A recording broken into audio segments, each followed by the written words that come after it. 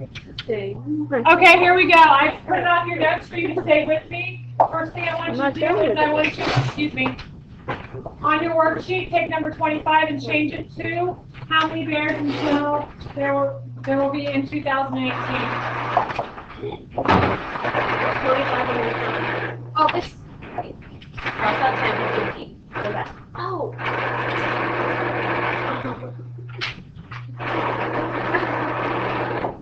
Cross off 2010 to 2018. That's on your worksheet. Oh, 18.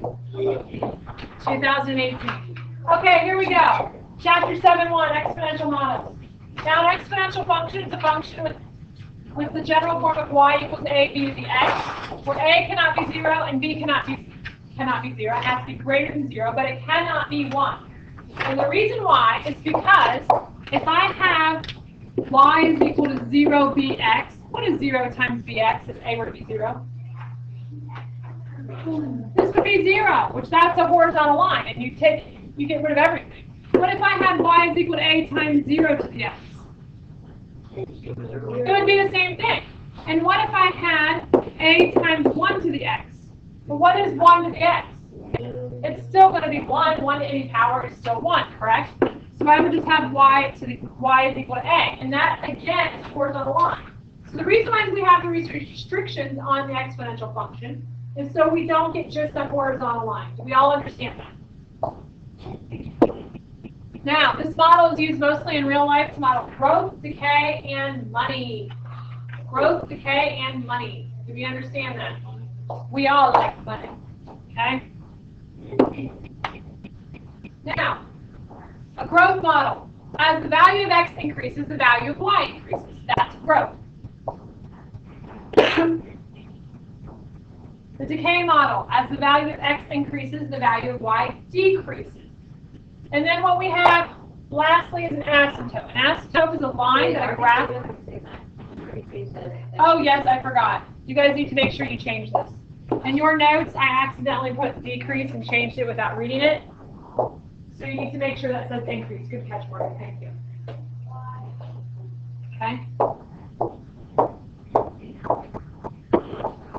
An asymptote is a line that a graph approaches as x or y increases in absolute value.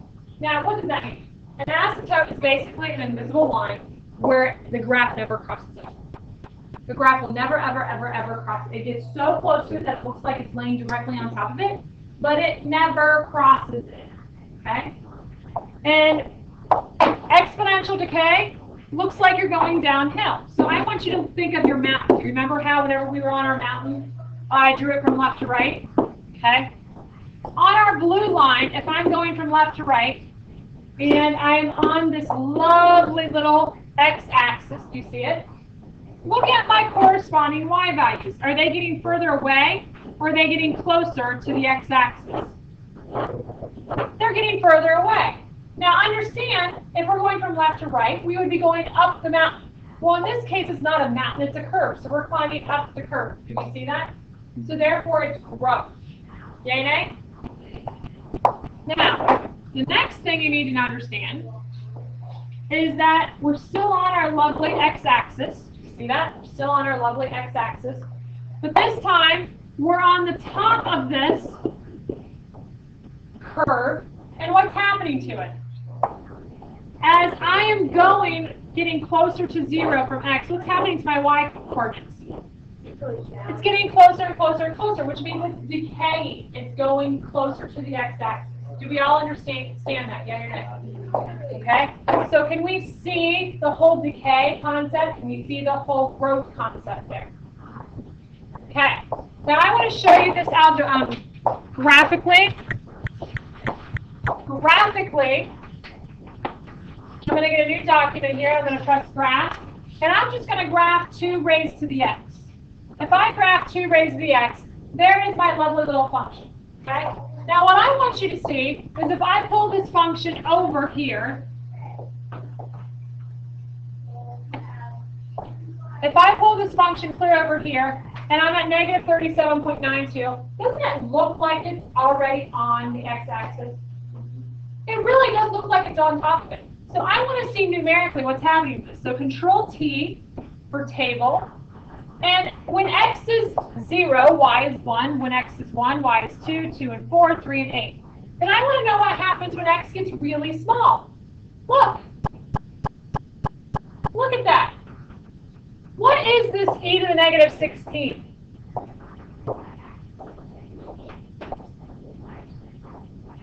It's scientific notation, which means I have 15 zeros in front of that number 8 right there. Okay? Which means it is so close to 0 that our eye could never see the difference between the x-axis and the graph. Do we understand that? Which is why, if you're over here and I press Control-T, it doesn't look like there's a distinction between the red line up there and the x-axis. Do we all agree with that? That is what an asymptote is. It's actually there. And it's never going to cross it. It's never going to cross that x-axis. But the graph looks like it's on top of it. Do we all understand that? Excellent. So moving on. I'm very sorry. Now, for the function y is equal to b to the x, we have a growth model when b is greater than 0. When your b is greater than 0, we have what we call a growth model. Okay? When your b value is greater than 1, we have a growth model.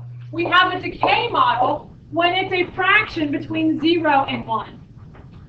And this is all dealing with b. This is the letter that has the exponent. This is the letter or the number that has the exponent. And then we have a y-intercept. This y-intercept, we have talked about y-intercepts for a long time in here. Graphically, a y-intercept is the point on the graph where it crosses the y-axis. So if it's crossing the y-axis, let's think about that for a moment. What's in common with all these points on the y-axis?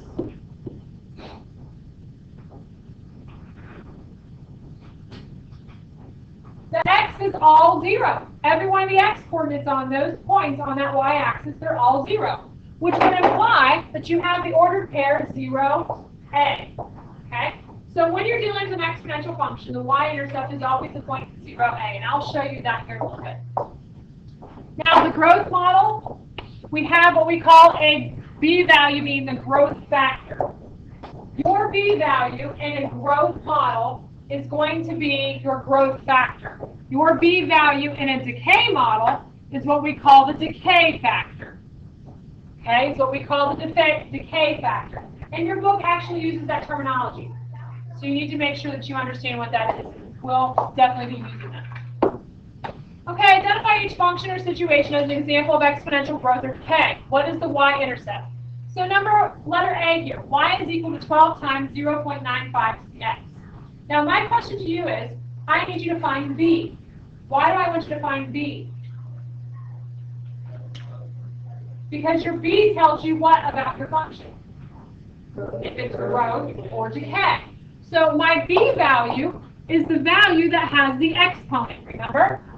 So my b value is going to be 0.95. Now my question to you, is that between 0 and 1, or is it greater than 1? It is between 0 and 1. Do we understand that? It is between 0 and 1. So since it's between 0 and 1, what does that tell me about this? Is it a decay factor or a growth factor? I'm sorry? It is decay. So this is decay. Meaning this thing is going to go downhill. As x increases, my y values are decreasing. Do we understand that? I'm sorry? Anything that's a decimal, as long as the decimal is positive, it can't be negative. Okay? Now, I'm sorry? We're not there yet. Now I need to find my y-intercept. Well, the y-intercept means that it's the point on the graph where it crosses the x-axis, which would imply what about x? X has to be 0. Well, if I calculate and I plug in 0 for x, what's anything to a 0 power? No, it's not. 1. It is 1. So I now know that this value turns out to be a 1. So what I actually am looking at is 12 times 1 here. And what is 12 times 1? This is 12. Now, you never have to prove this again. Because what is 12 in this problem? Is it A or B? It's your A value. And what did it say in that theorem? that my y-intercept would be the point 0a. So what is a here? 12. So there's my y-intercept.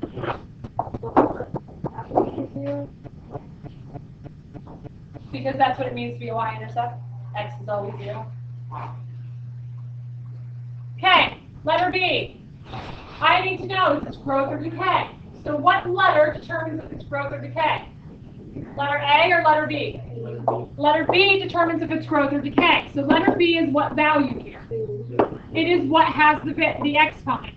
So 2 is my value, and is that greater than 1 or between 0 and 1? It's greater than 1, so what does that imply? That it is growth. So since I know what growth is now, my next question is what's my y-intercept? Well, what letter deals with my y-intercept?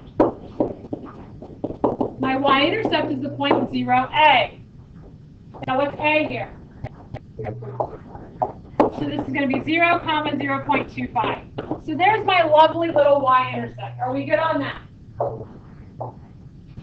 Okay, now the next problem is problem C, and it says you put $1,000 into a college savings account for 4 years. The account pays 5% interest annually.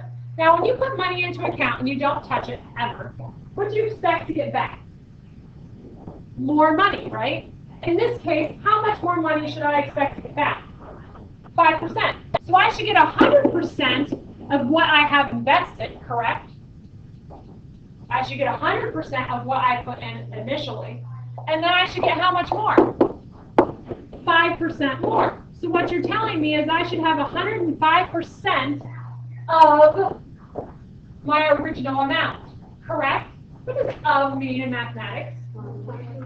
Multiplication. So what you're telling me is I should have, my initial amount was 1,000, and I should have 105% of that, correct? I should have 105% of that. And that is for how many years? I should get 105% for every year. For 1 year, I should get 105%. Every year, I should get 105% of what I initially put in. Do we understand that? So this is where you're going to have T, because T represents the number of years that is inside there. Now, my question to you is, what's 105%? Well, let's think about this logically. What's 100% in decimal form? 1. For those of you who are not certain, 1.00, moving the decimal point over 2 units to the left. What is 5%? 0.05 would be 5%, to give me 1.05 as my decimal equivalent to 105%, correct? So this is going to give me 1.05 to the T. Now my question to you is, but the question was, is this growth or is this decay? It is growth. Why is it growth? Because 1.05 is my B value. B is 1.05, and it's greater than 1, so it's growth. Now my next question to you is, what's my y-intercept? Why isn't 0 1,000? It should match how much money you initially put into the account, correct? Because that is what you started at 0, at day 0, right? What money did you hand over to the bank? You handed them over $1,000. Does that make sense, yay or nay? Okay.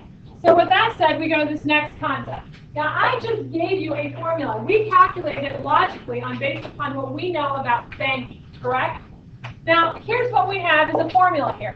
A at T is the amount of money that's in your account after T periods, okay? So A at T is going to be your lovely little balance in your account. Do we understand that? A at T is going to be a balance in your account. Little a is going to be the initial amount that you invested. Little a is going to be the initial amount that you invested. Does that make sense? The R is going to be the rate that you're getting back, and the T is going to be your lovely little time that it's in the account. Now, here's my question for you. This 1 plus R crap, what is that 1 plus R? Where does that come from? We just talked about it, did we not? Where did the 1 come from in the last example? Where did the 1 come from in the last example? I'm sorry? It's the 100%. It's what you initially put in. If you're giving a bank your money, you are not expecting them to lose money for you, correct? So you're expecting to get 100% of that money back one day when you want it, correct? So with that said, where that 1 comes from is that 100%. That 1 is equal to the 100%. And what you're going to do is you're going to add or subtract the rate based upon if it's growth or decay. If it's growth, are you adding or subtracting? Adding. If it's decay, what are you doing? Subtracting. Do we understand this? This is a huge principle in math that if you don't understand anything I've taught the whole year, this should be a very key principle for you to take with you. Okay? Now with that said, you've invested $1,000 into a savings account at the end of 6th grade. The account pays 5% annual interest. How much money will be in the account after 6 years? Okay, well, how do I actually do this? So I need to use my lovely formula that I just came up with in the last page here. So that's going to be little a times 1 plus r to the t. Now I need to decipher all the words that are in that lovely little problem up there. So what's the first number that I come to? 1,000. What does that 1,000 represent? It's little a, which is the initial investment that I put into the bank. Correct? Now, what is the next thing that I come into? Do I need the 6th grade? Is that essential to me? No, that's just more information I don't really need. The account pays 5%. Is the 5% important to me? Yes, and it's on an annual interest rate. Annual means how much am I getting back every year? 5%. I'm getting back 105% of my money, correct? Okay? So that means that 5% is equal to my R. What is that equivalent to in decimal form? 0.05. And then, how much money will be in the account after 6 years? Well, what does the 6 represent? Your time. So now what we're going to do is we're going to plug this in. T is 6, A is 1,000, 1 stays, and then I have 0.05, and then T is 6. Do we see that? What does that 1 plus 0.05 represent again? Growth. And how much growth? 105% is what I'm going to be getting back, correct? So now what I can do is simply plug this into my calculator. So if I plug this into my calculator, what I'm actually going to do is add another page. I'm going to add a calculator page, and that was 1,000 times 1.05 caret to the 6, and hit enter. So how much money should I have in my account after 1 year, after 6 years, I'm sorry? $1,340.10.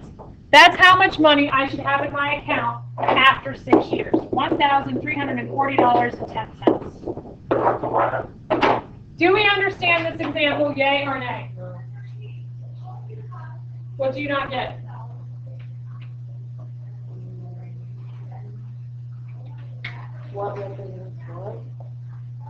You invested. Invested means your little a.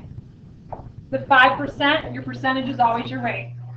And how long did you leave it in? 6 years, that is your time. But what about the big A? That big A tells you that it's a formula and you're doing an evaluation of that formula. That's your balance. Big A is your balance.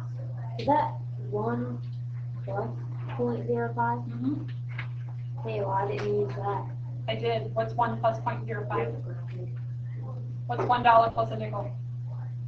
$1.05, right?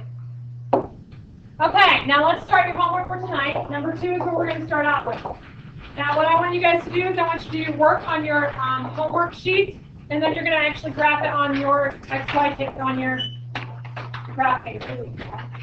So number 2, y is equal 3 to the x. The directions say graph each function. Now how do I graph y is equal 3 to the x? Well, you have to go way back in the day when we did XY tables. Can we do this on here? Yeah. Now I'm going to start plugging in values. I'm going to choose negative values and positive values. So if I'm plugging in a -2 for x, what that means is I have 3 to the -2. Am I allowed to have negative exponents? So I put this over 1, it becomes 1 over 3 squared. And what is 1 over 3 squared? What's 3 squared? 9. So what I have here is 1/9. 10, go to the next one. 3 to the -1. Well, am I allowed to have a negative exponent? No. So I put it over 1, and it was negative in the top, so I move it to the bottom. It becomes positive to give me 1/3. 1/3 is 0.3 repeating, correct? Now I'm going to plug in 0 for x. So 3 to the 0 is what value? 1. Now I'm going to plug in a 1 for x. 3 to the first is 3. And now I'm going to plug in a 2 for x. 3 squared is 9. So now what we have is I now need to graph.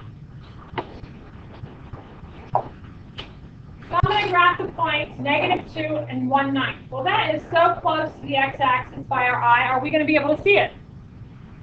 No, we're not going to be able to see that. How about -1 and 1/3? Well, that is below 1/2. So I can eyeball it. It's still not going to be accurate.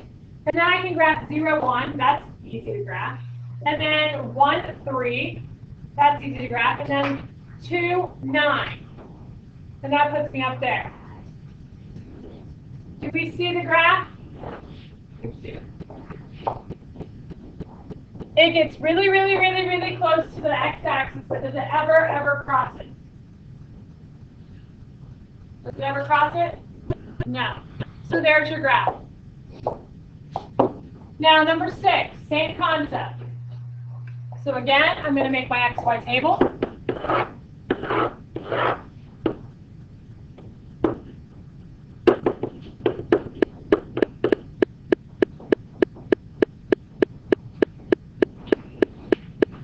Now, what I'm going to do here is I'm going to plug in -2, -1, 0, 1, and 2. 1/2 times 5 to the -2. So that's going to be 1/2 times 1 over 5 squared. Why is that 1 over 5 squared? Because it was negative in the numerator, so to make it positive, it goes to the bottom. What is 5 squared? 25. Marry the tops and marry the bottoms. What's 1 times 1 is 1. 2 times 25 is 50. So 1/50, this would be the same as 2 100ths, which would be the same as 0.02. Do you see how close to 0 that is? Can your eye tell the difference between 0 and 0.02? Your eye can't tell the difference between that. Now go to the next one. Plug in a -1. So that's going to be 1/2 times 1/5. Well, what's 1/2 times 1/5? Marry the tops, marry the bottoms, and what do you get? 1/10. And that's the same thing as 0.1. Is that going to be easy for us to tell the difference between 0 and 0.1? It's going to be still difficult. 1/2 times 5 to the 0. What's anything to the 0 power? 1, so this turns into 1/2 times 1, which is going to be 1/2. Go to the next one. 1/2 times 5 to the first. So that's going to be 1/2 times 5 over 1. Marry the tops and marry the bottoms, and what do you get? 5 over 2. Well, what is 5 over 2 graphically? That's 2.5, right? As a mixed number, that's 2.5. Plug and chug again. 5 squared is going to be 25. Put the 25 over 1, marry the tops, marry the bottoms. 25 over 2 to give us 12.5. Do you see that? Okay, so now I'm going to graph this.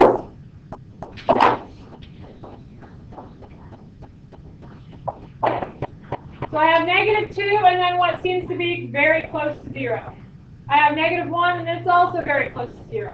I have 0 and then I have 1/2. I have 1 and then I have 2.5.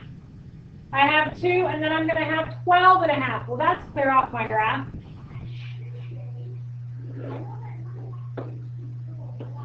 And again, this is a growth. Why is this a growth? Because 5 is greater than 1.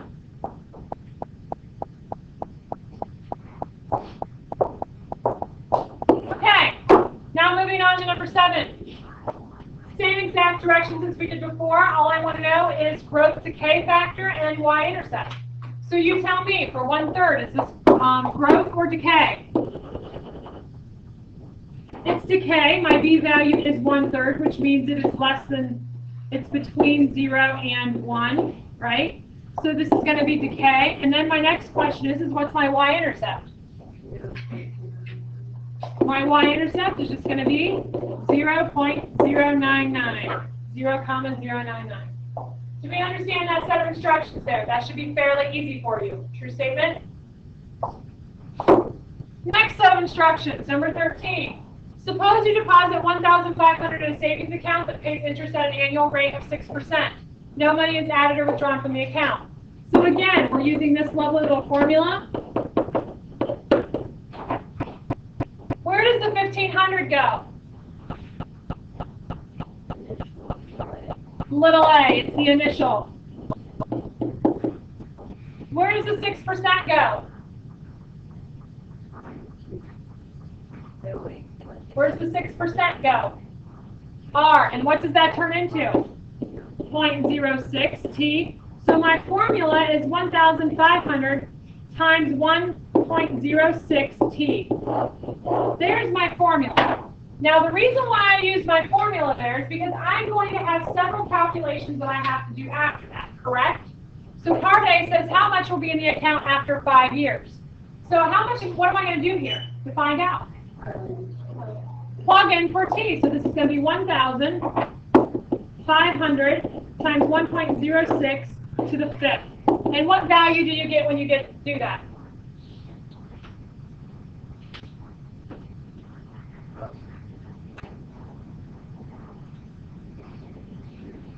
You got it typed in yet? $2,007 and what? 34 cents. Thank you, Morgan. So there's how much money you're going to have in your account after 5 years. Okay, well now the next question for part C, part B is exactly like it. Part C then says, well, how many years will it take for the account to contain 2,500? Well, where does 2,500 go in my formula? I have this as my formula.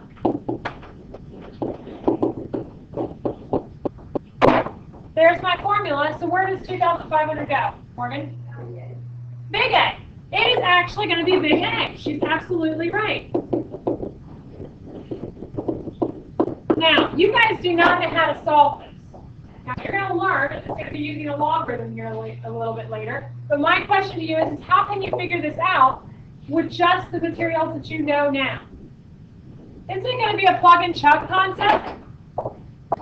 So what you're going to have here is you're going to actually have to take 1,500 times 1.06, and you're going to have to estimate what your power is. Well, we already know that at 5 years it was 2,700. So what do you think would be a good estimate? 7? So you plug in a 7 for x. Well, it's too low still, so what do I need to do? So I need to go up more, so let's do 9. So I'm going to come back up here, I'm going to grab this, and I'm going to arrow to the right, and delete that, and put 9. And guess what? It's 25.34. Is that a really good estimate? I'm $34 over. Is that okay? Yes, because it's an approximation. So the answer to this is approximately 9 years. No, you can put T with the wavy equal sign, 9 years. Now another way to do this graphically on a calculator is to come back over here, and if I graph this function, 1,500, parenthesis 1.06, caret x, and hit enter.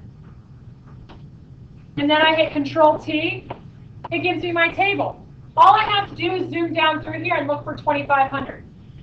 Well, the closest number to it is 9. Did we see that? So it's going to approximately take 9 years. That's our XY table filled out for us. Okay, turn it over.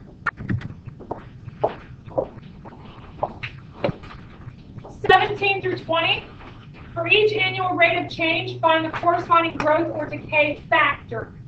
It's saying it wants the growth or decay factor. Now, folks, here's my formula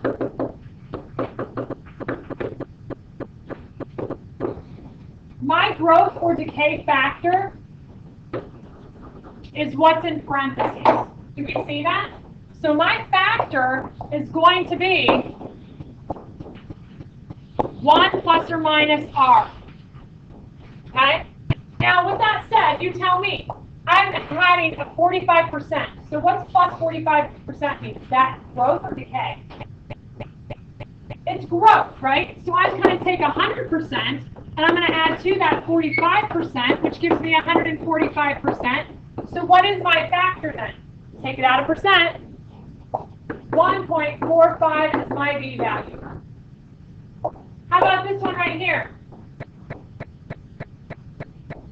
You can say instead of 100%, you can do 1, and 1 minus 10% would be 0.1. So what is $1 minus 10 cents? 0.9 is your B. If you prefer to do percents, I'll go back to percents for you.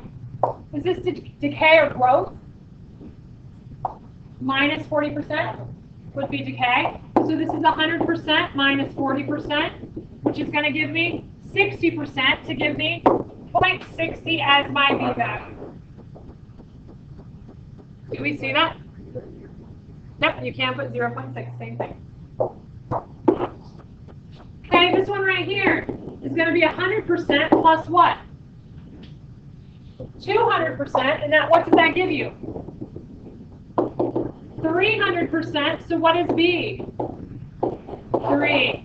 Do we all understand what it's asking for in that section? Okay, now I'm going to go backwards a minute, and we're going to do number 16. A new car that sells for $18,000 depreciates 25% each year for 4 years. What's depreciate mean? It decays, right? So what this tells me is I have a decay problem, correct? So I need to go back to my formula that I know. Yes? And I need to fill in my information. A new car that sells for $18,000. So what is the $18,000 going to go in for? Little a. So I'm going to have $18,000, and then I'm going to have depreciate 25%. So what does that mean? Subtract 25%. So that's subtracting 0.25, and then I have T. What goes in for T? 4 years. Now what do the directions ask you to do on that? Write an exponential function to model each situation. Find each amount after the specified time. Okay, well my model is going to be, this is a T, so A at T is going to be 18,000. And what's $1 minus $1 minus a quarter? 75 to the T. Well, what's T going to be in this case? 4. So you're going to have $18,000 times 0.75 raised to the 4th power. So how do I calculate that? I come back over here. I go to my calculator page, and it was 18,000 times 0.75 caret 4, and hit enter. So how much is my car worth now? Anybody want to vomit? Isn't that pretty sickening? So what did you learn about this right now? Should you buy new or used? Why should you buy used versus new?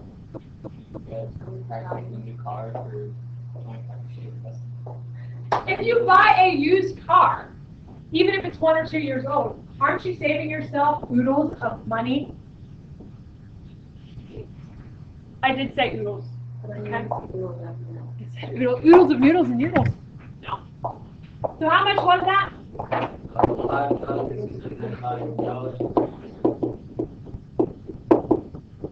$31? Yeah. That's how much your car is worth now. Okay, now this was pretty much done then. Is there anything else I want to go over with you? 25 is a little bit sketchy. 25 is a little bit sketchy. Here's why. It says in 2009 there are 1,570 bears in wildlife refuge.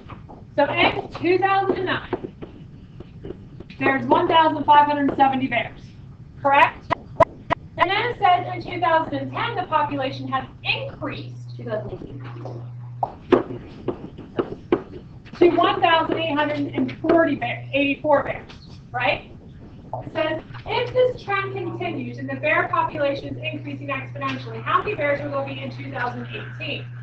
Okay, well, don't we have to first find out the rate at which this thing is increasing?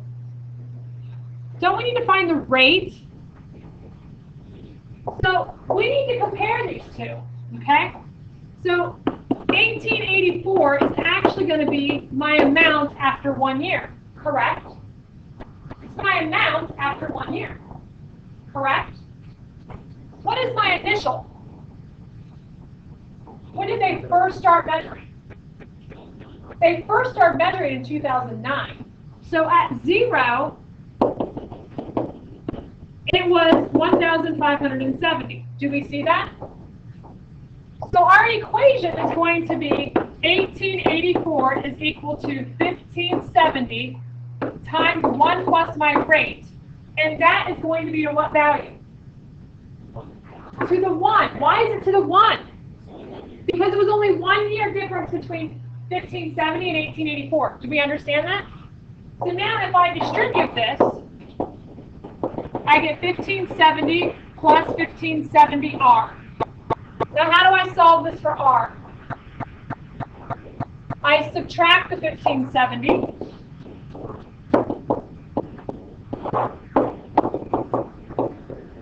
So what is 1884 minus 1570? I'm sorry? Now how do I find R? Divide by 1570. So now what is my R if you're using a calculator? What's it say? I'm sorry? I have, it should be 0.2. No, 0.2. Okay? So there's my rate. So now that I know my rate, can I find my equation again? So A of t is equal to my 1570, 1 plus 0.2, or I should say 0.2, and then raised to the t. Now I can estimate any number that I want here to find out my year at 2018. Now here's what I need you to understand. Wait a minute. At 2009, what was that year? Year 0, right? So 2010 would be year 1. So what would year 18 be? 9. I